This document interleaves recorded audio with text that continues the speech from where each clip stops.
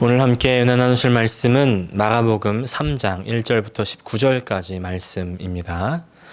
예수께서 다시 회당에 들어가시니 한쪽 손 마른 사람이 거기 있는지라 사람들이 예수를 고발하려 하여 안식일에 그 사람을 고치시는가 주시하고 있거늘 예수께서 손 마른 사람에게 이르시되 한가운데에 일어서라 하시고 그들에게 이르시되 안식일에 선을 행하는 것과 악을 행하는 것 생명을 구하는 것과 죽이는 것 어느 것이 옳으냐 하시니 그들이 잠잠하거늘 그들의 마음이 완악함을 탄식하사 노하심으로 그들을 둘러보시고 그 사람에게 이르시되 내 손을 내밀라 하시니 내밀매 그 손이 회복되었더라. 바리새인이 나가서 곧 헤롯 당과 함께 어떻게 하여 예수를 죽일까 의논하니라.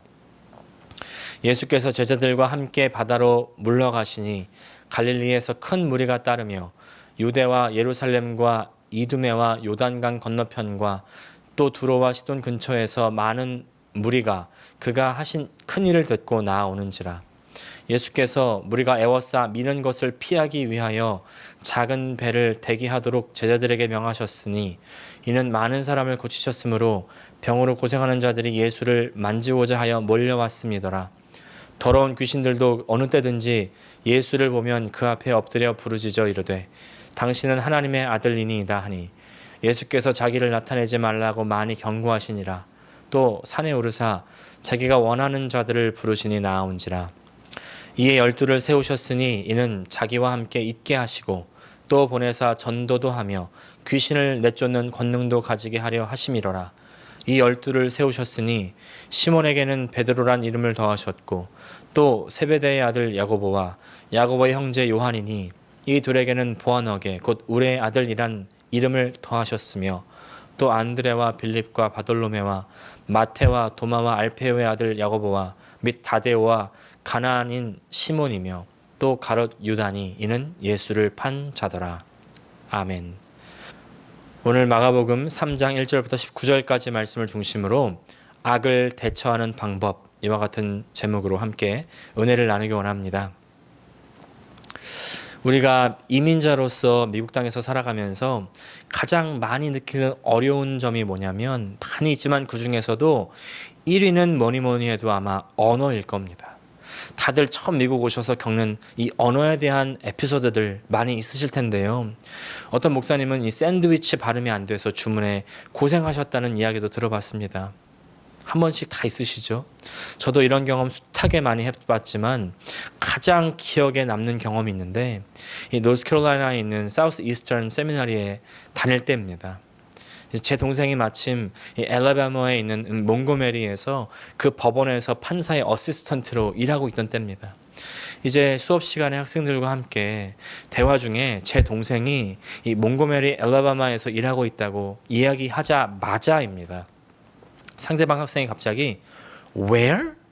이러는 겁니다. 순간 제 머릿속에 하얘지기 시작하는 거예요. 몽고메리가 아닌가? 몽고메리 맞는데? 그러면서 제일 앞 글자 이 몽자의 엑스트를 주면서 몽고메리? 그런데 또 Where? 이게 아니었나? 이번에는 뒷글자 액센트를 줘가지고 몽고메리? 그런데 또 Where? 속으로 망했다. 이러고 있는데 뒤에서 어떤 센스 있는 눈치 있는 학생이 몽고메리 이러는 겁니다. 아니 원어민이면 좀 찰떡같이 알아들어야 되는데 그 차이를 그렇게 못 알아듣는가 원망스럽기도 하면서요. 또 창피하기도 하고요. 하여간 그제서야 한숨을 돌렸던 그런 기억이 있습니다.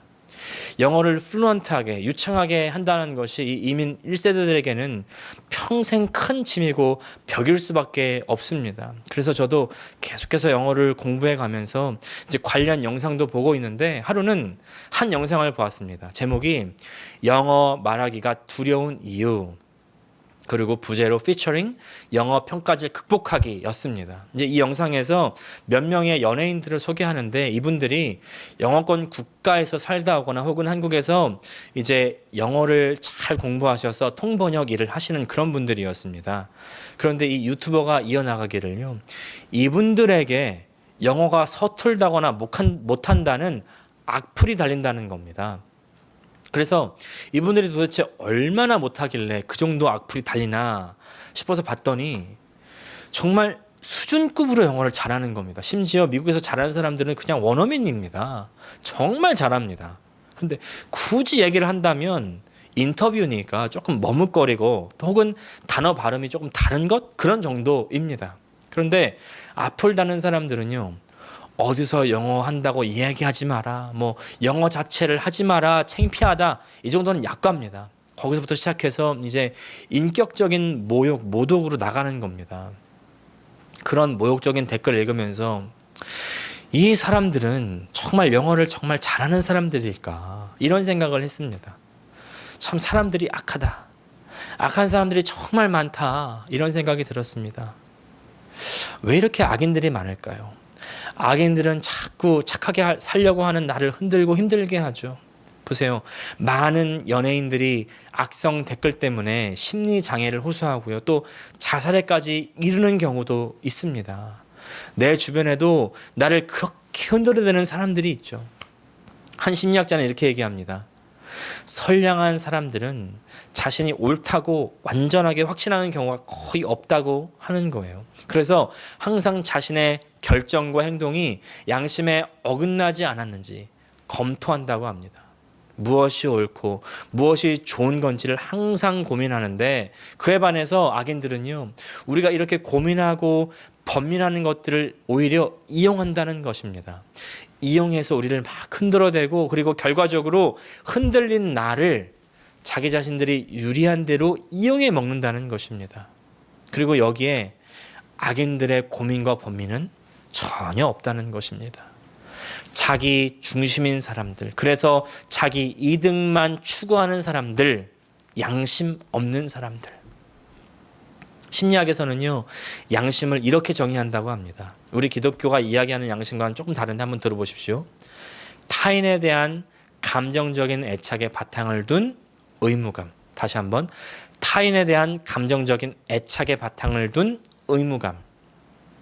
애착을 다른 말로 하면 사랑이죠. 그래서 양심 없는 사람이란 얘기는요, 사랑이 없는 사람이란 얘기가 되는 겁니다. 여기서 악인들의 특징이 나오는데, 첫 번째 자기중심, 그리고 두 번째 사랑 없음, 그리고 악인들은 보통 고민이나 번민이 없다고 합니다. 착한 사람들은 보통 어떻습니까? 이게 맞나? 저게 맞나? 고민이 많습니다. 악인들은요, 자기에게 이득만 되면 전혀 그런 고민이 없다는 거예요. 심리학자들은 이런 악인들을 대하는 방법을 이렇게 얘기합니다. 악인들이 보통 다가오면서 이렇게 얘기한다는 거예요. 아니, 너 친절하다더니 결국은 망설이더라? 무슨 얘기냐면, 망설이지 말고 나에게 친절하게 대해라. 그러니까 나의 이익을 위해서 행해라, 이런 것이죠. 또 생각이 깊다더니 뭐 결국 자기 생각만 하네. 이 뜻은요, 생각 깊이 하지 말고 내 위주로 움직여라, 이런 얘기입니다. 이런 얘기 들으면 착한 사람들은 내가 진짜 그런가? 또 그렇게 흔들리고 거기에 꿰어서 끌려가게 된다는 것이죠. 근데 그렇게 끌려가지 말고 그때 이렇게 반문하라는 거예요. 너 친절하다더니 뭐라 하면요, 너는 안 친절해서 모르는 거야. 딱 끊어버리라는 거예요. 또 생각이 깊다더니 뭐라 하면 넌 생각이 안 깊어서 몰라서 그래. 딱 잘라버리라는 것입니다. 아예 대화 자체를 차단하라는 것이에요. 그 사람이 나에게 영향을 미치지 못하게 하라는 것입니다. 심리학자의 이런 해법을 보면서 저는 떠오르는 장면이 하나 있었습니다. 바로 에덴 동산의 장면이었습니다. 에덴 동산에서 이브가 동산 중앙을 거닐고 있을 때에 이제 뱀이 나타나서 이야기하죠. 선악과와 그리고 하나님의 명령에 대해서 옥신각신합니다. 그러더니 결국 사단이 일어나고 말죠. 죄를 짓게 된 겁니다. 처음부터 이브가 뱀과 이야기하지 말고 딱 끊고 하나님한테 가거나 혹은 아담에게 갔다면 얼마나 좋았을까, 안타까운 마음이 듭니다. 우리 주위에 악이 너무나 많이 있죠. 악이 판을 칩니다. 이 세상에서 이 악을 피할 수가 없습니다. 이 악을 피하면 저 악을 만나죠. 이런 이야기도 있지 않습니까?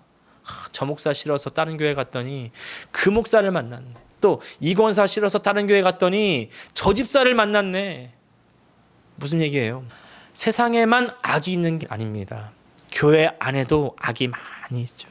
그런 사실을 깨달을 때에 우리는 마음이 참 힘들고 어려워집니다. 어떻게 행동을 해야 될지 답답해집니다. 오늘 본문은요, 그런 우리에게 귀한 깨달음을 줍니다. 오늘 말씀 통해서 이 악이 판치는 세상에서 조금 더 직설적으로 말씀드리면 여전히 악이 득세하고 있는 것 같은 우리 교회 안에서 우리는 어떤 태도를 취해야 되고 그리고 어떤 행동을 해야 될지 이 예수님을 통해서 은혜를 나누는 시간을 가지기 원합니다. 오늘 본문의 첫 시작은요, 예수님께서 안식일에 행하신 사역으로 시작합니다. 지난주 말씀 기억나십니까? 예수님께서 이 안식일의 주인이 인자라고 그렇게 말씀하시면서 안식일은 사람을 위해서 있는 것이다. 사람을 살리기 위해서 있는 것이다. 이렇게 말씀하셨습니다. 우리 예수님께서는 사람과는 다르게 꼭 말씀을 지키시는 분이시죠. 그래서 우리의 구원이시고 우리의 빛이시고 소망이십니다. 할렐루야. 1절과 3절 말씀입니다. 예수께서 다시 회당에 들어가시니 한쪽 손 마른 사람이 거기 있는지라. 3절 예수께서 손 마른 사람에게 이르시되 한 가운데 일어서라 하시고. 예수님께서 손 마른 병든 자를 고치시는 이 일은요, 회당에서 일어났습니다. 교회 안에, 그리고 믿음 안에 어렵고 힘든 일이 많이 있습니다. 하지만 예수님께서는요, 절대 그들을 주시하면서 보시고요, 절대로 지나치지 않으십니다. 그리고 가장 필요한 것들을 주십니다. 믿으십니까? 근데 같은 회당 안에요, 또 예수님을 고발하려고 자세히 주시하는 그런 무리들도 있었습니다. 교회 안에 악인들이 있다는 거예요. 2절 말씀 보니까 사람들이 이 예수를 고발하려 하여 안식일에 그 사람을 고치시는가 주시하고 있거늘. 참 아이러니합니다. 하나님을 믿는다고 하면서 이 사람들이 주시하는 것은요, 예수님이 어떻게 율법을 어기는가, 안식일을 어떻게 어기는가 하는 것이었다는 것입니다. 그러나 사실은 안식일을 어긴 것은 아니었습니다. 왜냐하면 예수님께서 하신 이것은 다만 일어나라고 이야기하신 것밖에 없기 때문입니다. 다른 사람들, 그러니까 이 바리새인이나 서기관들도요, 안식일에 서로 이야기하는 것 정도 혹은 천천히 걷는 것 정도는 했기 때문에 사실은 아무 문제 없는 것이었지만, 지금 예수님을 주시하는 이 사람들은 뭐가 걸리는 게 있는지 보자, 이렇게 하고 보니까 병을 고쳤네? 그럼 일이지, 이렇게 됐던 것입니다. 너무나 안타까운 사람들이죠. 예수님은요, 똑같은 눈을 가지고 보셔도 그 레위 속에 있는 그 가능성을 보시고 미래를 보시고 제자인 마태를 보시면서 다가가시는데, 저 트집 잡는 사람들은요, 같은 두 눈을 가지고도 예수님, 그 하나님의 아들을 바라보고 있는데도 불구하고 어떻게 하면 잘못을 하고 있는지만 보려고 하고 있다는 것이죠. 정말 이 본문을 읽는데요, 묵상하는데 제 마음이 너무 안 좋고 속이 상하는 것입니다. 예수님이 그렇게 안식일은 사람을 살기 위한 것이라고 말씀하셔도 전혀 통하지가 않습니다. 4절 말씀, 그들에게 이르시되 안식일에 선을 행하는 것과 악을 행하는 것, 생명을 구하는 것과 죽이는 것, 어느 것이 옳으냐 하시니 그들이 잠잠하거늘. 먼저 우리들은 마음을 점검해 봐야 됩니다. 왜냐하면 하나님의 말씀은 절대적으로 나에게 먼저 적용되어야 하기 때문에 그렇습니다. 안식일이라는 그 하나님의 선하신 뜻을 가지고 사람을 걸고 넘어지려고 하는 그런 일들 내 마음속에서 일어나고 있지 않습니까? 우리의 신앙생활을 가지고 이렇게 저렇게 율법화해서 다른 사람들을 걸고 넘어지는 일들, 지금 이 사람들과 똑같은 일을 저지르고 있다는 사실을 우리는 기억해야 됩니다. 하나님 말씀을 이렇게 항상 나에게 적용해야 되지만, 하지만 우리가 발견하는 것은 이런 일을 하는 사람들이 교회 안에 꼭 있다는 사실이에요. 못해도 교회마다 한두 분씩은 꼭 있습니다. 이런 분들 대하면 정말 화가 나죠. 어떻게 그렇게 이기적인지, 어떻게 그렇게 자기 자신을 모르는지, 그리고 그렇게 남 욕할 때는 나서서 목소리를 내는지, 어떤 때는 정말 신기할 정도입니다. 그런 분들을 보면서 막 화가 나는 제 자신을 깨달으면서도요, 죄책감도 많이 들었습니다. 근데 오늘 말씀 보니까 글쎄, 예수님도 그런 사람들을 보면서 분노하셨다는 사실을 알게 됐습니다. 보면서 조금 저도 위안이 되었는데 5절 말씀 상반절 보니까 그들의 마음이 완악함을 탄식하사 노하심으로 그들을 둘러보시고, 예수님께서도 어쩔 수 없이 이 사람들을 보시고는 노하셨구나, 그런 마음 드는 거 있죠. 그런데 예수님의 분노는 거기까지였다는 사실입니다. 분노하시고 나서 그 분노를 가지고 더 어떻게 다른 사람들에게 나쁘게 하는 것이 아니라 오히려 다른 일을 하시는 것입니다. 이번에는 5절 말씀 전체를 다 읽겠습니다. 그들의 마음이 완악함을 탄식하사 노하심으로 그들을 둘러보시고 그 사람에게 이르시되 내 손을 내밀라 하시니 내밀매 그 손이 회복되었더라. 예수님께서 악인들을 바라보시면서 그 마음속에 분노가 일어났지만, 그러나 그 분노를 가지고서 이런 나쁜 놈들, 너 좀 맛 좀 봐라, 너 좀 벌 좀 받아라, 이렇게 하시지 않았다는 것입니다. 만약 제가 예수님이었다면, 만약 예수님처럼 능력이 있었다면 너 왜 이렇게 헛소리를 해? 너 3일간 입 좀 닫고 있어라. 물도 마시지 못하고 음식도 먹지 못하고 좀 아무런 이상한 말 하지 못하게 입 좀 닫고 있어. 아마 이렇게 했을 텐데, 예수님께서는 그 마음에 분노가 일어났지만 전혀 그 사람들을 향해서 아무것도 하지 않으십니다. 오히려 행동은요, 어려운 사람들을 향하시는 것이에요. 그들을 도와주시는 겁니다. 고쳐주십니다. 선한 일을 하십니다. 이것이 예수님의 삶의 방향성입니다. 새마을호, 요새는 KTX죠. KTX 지나가는데 개가 짖는다고 멈추겠냐? 이런 말 들어보셨죠? 악인들이 이 앞에서 아무리 설쳐도, 심지어 6절 보니까 자기를 죽이려고 하는데도 불구하고 그 악인들을 향해서 자신의 능력을 사용하지 않으십니다. 이 예수님의 행동을 우리가 오늘 세 가지로 요약해 볼 수가 있는데, 첫 번째는요, 악인들에게 반응하지 않으시고요, 두 번째는 선한 일을 하시는데 집중하십니다. 악인들에게 반응하면 할수록 우리는 점점 더 악의 소용돌이에 빠져 들어가게 됩니다. 마치 늪처럼요, 너무 깊이 빠져버리면 어느새 빠져나올 수 없게 되는 거 많은 것이죠. 그리고 악인들은 그 상황을 너무나 쉽게 이용해 버리게 됩니다. 사랑하는 성도 여러분, 세상 속에, 그리고 심지어 교회 안에 악인들이 있습니다. 나를 자꾸 걸고 넘어지는 사람들이 있습니다. 그럴 때 여러분, 그 악인들에게 반응하지 마십시오. 먹이를 주지 마십시오. 그 상황을 최대한 피하십시오. 그 사람과 교제하지 마십시오. 하와는 뱀과 교제해서 망한 것입니다. 악을 피하고 뱀을 피하는 것이 지는 것이 아니에요. 어떤 사람들은 피하는 것이 이 교회가 혹은 믿는 사람이 힘이 없어서 하는 변명이라고 생각합니다. 세상에서는 하나를 당하면 열을 갚아줘야 된다고, 본때를 보여줘야 된다고, 그래야 다시는 그런 짓 못한다고 그렇게 생각하고 행동하기 때문이죠. 물론 그것이 먹힐 때가 있습니다. 세상의 법칙이에요. 그러나 그것이 옳은 방법이 아닙니다. 하나님 방법이 아니에요. 왜냐하면 그렇게 세상 법칙으로 이겼던 사람은 세상의 방법으로 망하게 되기 때문입니다. 칼로 이겼던 사람, 다른 칼이 오면 결국에는 망하게 되는 것이죠. 그래서 예수님께서 베드로에게 말씀하시죠. 칼을 칼집에 꽂으라. 칼을 가진 자는 다 칼로 망한다. 하나님 나라의 법칙은 다릅니다.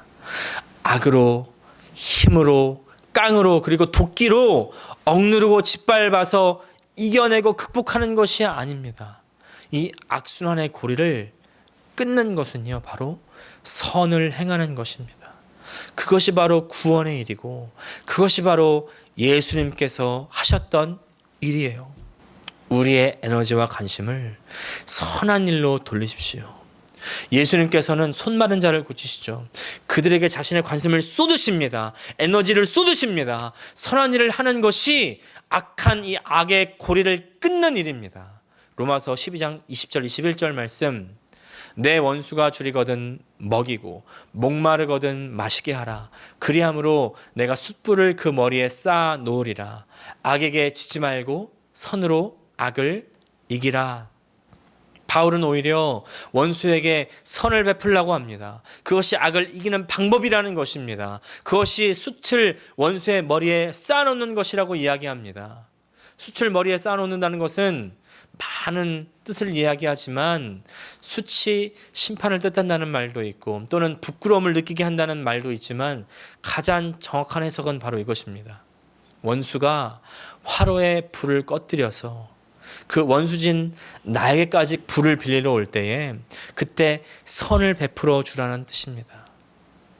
창끝 End of Spear라는 영화 이미 자주 말씀드려서 다 잘 알고 계시죠. 소설로도 나왔는데 이 선교사 짐 엘리엇의 실화입니다. 에콰도르 정글에 사는 부족들은요, 당하면 당한 만큼 갚아주는 것이 원칙이랍니다. 그래서 저 부족이 내 아버지를 창으로 찔러 죽이면 아들이 자라나서 저 부족을 창으로 찔러 죽여야 되는 것이죠. 그래서 사람들의 평균 나이가 30살이라고 합니다. 후손들이 계속 자신의 선조들의 원수를 죽이는, 이 죽고 죽이는 악의 고리가 끊어지지 않기 때문이라는 것이죠. 그런데 이런 부족들에게 이 짐 엘리엇과 다른 동료 선교사들은 함께 선교를 떠나는 것이죠. 그때 이 에콰도르의 와우다니 부족은 이 짐 엘리엇과 선교사들을 다 죽여버립니다. 하지만 이 일이 일어난 후에 이 짐 엘리엇의 동생 레이첼 엘리엇 그리고 부인인 이 엘리자베스 엘리엇은요, 다시 이 부족에게 들어가서 선교 사역을 이어갑니다. 짐 엘리엇을 죽인 사람들이 결국에 예수님을 영접하고 회개하고 돌아옵니다. 그리고 나서 짐 엘리엇의 아들 이 스티브에게 사죄합니다. 창을 주면서 자신을 창으로 찔러 죽이라고 합니다. 스티브 엘리엇은 그때 그 창을 내려놓습니다. 그야말로 창의 끝, 창으로 죽고 죽이는 역사의 끝이 온 것입니다. 왜 그 아들에게 아버지의 죽음이 슬프지 않았겠습니까? 그 마음이 아프지 않았겠습니까? 그 아버지를 죽인 그 사람들이 원망스럽지 않았겠습니까? 하나님까지 원망스럽지 않았겠습니까? 그런데 스티브는요, 자기 아버지의 복수하기를 포기합니다. 그리고 그렇게 창으로 대변되는 세상의 법칙이 그때 끝이 나고요. 거기서부터 용서와 새 생명의 역사가 시작되는 것입니다. 창의 끝, 세상 법칙의 끝, 이 악순환의 끝, 그리고 이제 선순환의 시작, 하나님의 법칙의 시작, 생명의 시작이 되는 것입니다. 예수님께서는 이 악인의 시비에 반응하지 않으시고 오직 행동은요, 병든 자를 고치시고 살리시는 데 더 집중하시는 것입니다. 근데 그렇게 선한 일을 해도 그럼에도 불구하고 사람들의 악은 여전히 계속됩니다. 끝나지 않습니다. 7절부터 10절까지 말씀, 예수께서 제자들과 함께 바다로 물러가시니 갈릴리에서 큰 무리가 따르며 유대와 예루살렘과 이두메와 요단강 건너편과 또 두로와 시돈 근처에서 많은 무리가 그가 하신 큰 일을 듣고 나아오는지라.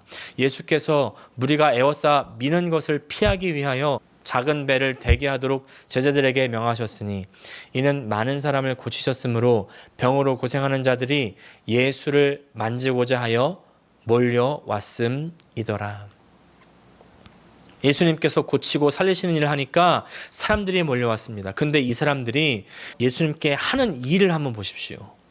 이 사람들이 도움받기 위해서 예수님께 나온 것까지는 좋았습니다. 그런데 너무 몰려와서 예수님을 막 밀고 들어가는 것입니다. 무슨 말이냐면 예수님의 안위가 어떻게 되든지 상관없이 나의 병만 나으면 되겠다는 심보 아니겠냐는 것입니다. 이런 사람들이 너무나 많습니다. 우리 교회 안에 너무나 많아요.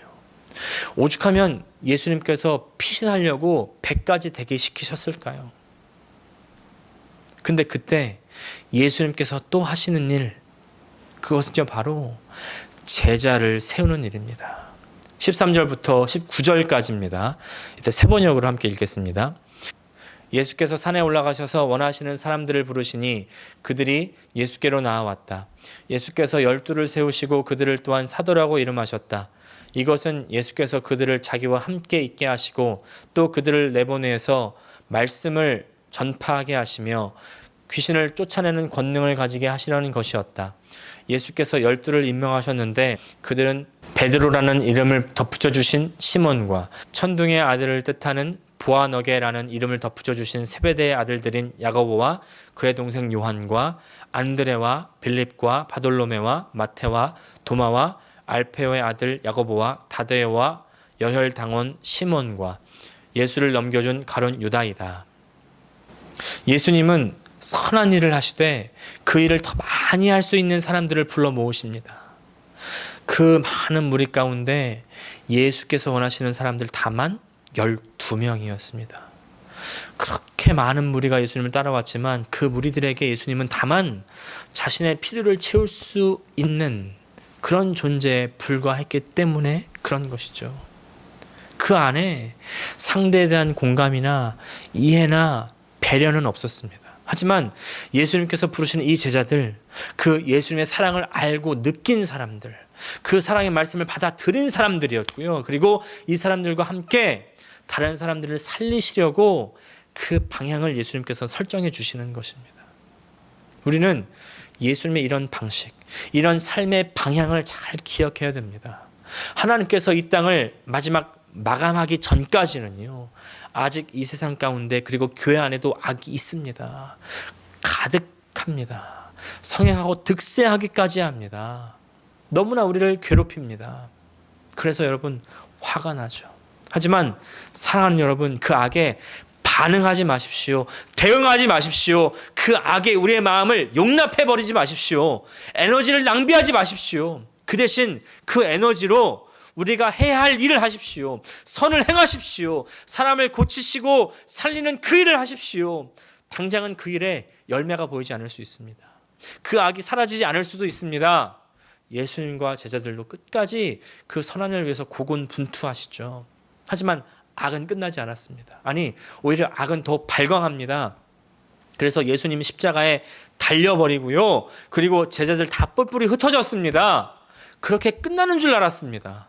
그런데 그것이 끝이 아니었죠. 우리의 하늘 아버지 하나님께서 예수님을 다시 살려버리십니다. 뿔뿔이 흩어진 제자들 다시 돌아왔습니다. 성령의 능력으로 다시 선한 일을 시작해 나가는 것입니다. 제자들은 근데 또 순교해버리고 말았습니다. 하지만 그 순교가 다른 생명들을 태어나게 하는 것이죠. 이 생명들은 짐 엘리엇처럼 또 다른 곳으로 땅끝까지 가서 선한 일을 했습니다. 또 죽습니다. 그렇게 죽기까지 선한 일을 했습니다. 그 죽음으로 창을 끝내는 것입니다. 세상의 방식을 끝내는 것입니다. 악의 고리, 악순환을 끝내는 것입니다. 십자가의 방법이라는 거죠. 내가 그 악에 응징하지 않고 그 악을 끝내지 않습니다. 그 악에 반응하지 않습니다. 왜 이런 일을 합니까? 왜냐하면 모든 것을 공정하게 심판하시고 상 주실 그 하나님을 믿기 때문에. 로마서 12장 19절 말씀, 내 사랑하는 자들아 너희가 친히 원수를 갚지 말고 하나님의 진노하심에 맡기라. 기록되었으되 원수 갚는 것이 내게 있으니 내가 갚으리라고 주께서 말씀하시니라. 아멘. 여러분, 하나님을 믿으십시오. 하나님을 믿으라는 말은요, 하나님이 심판주이심을 믿으라는 말입니다. 그리고 혹시 지금은 잘 이해가 되지 않더라도 하나님께서 이 모든 일을 하나님의 뜻대로 그리고 선하게 인도하실 것을 믿으십시오. 선으로 악을 대항하십시오. 선으로 악을 이기십시오. 기도하겠습니다. 하나님 우리 아버지, 이 세상 가운데 그리고 심지어는 교회 안에 너무나 악들이 많이 있습니다. 악이 판친다고 그렇게 느껴지기도 합니다. 하지만 그때 우리는 분노할지라도 그 분을 가지고 그 악에 직접 대응하지 않게 하여 주시옵소서. 오늘 예수님께서 하셨던 그 사역을 바라보며 배웁니다. 예수님께서 오히려 그 자신의 모든 에너지를 사람을 살리는 데 다 쓰셨던 것처럼 우리도 도움이 필요한 그곳에, 사람을 고치고 살리는 그곳에 우리의 마음을 쏟게 하여 주시고, 또 여전히 그 악이 계속된다 할지라도 제자를 삼는 일에, 사람을 살리는 사람들을 모으는 일에 우리의 최선을 다할 수 있도록 도와주시옵소서. 그래서 세상의 법칙을 끝내고 우리 교회 안에 우리 삶 가운데 창을 끝내고 죽음을 끝내고 악순환의 고리를 끝내는 우리 믿음의 사람, 승리의 사람, 천국의 사람 되게 하여 주시옵소서. 예수님의 이름으로 기도합니다. 아멘.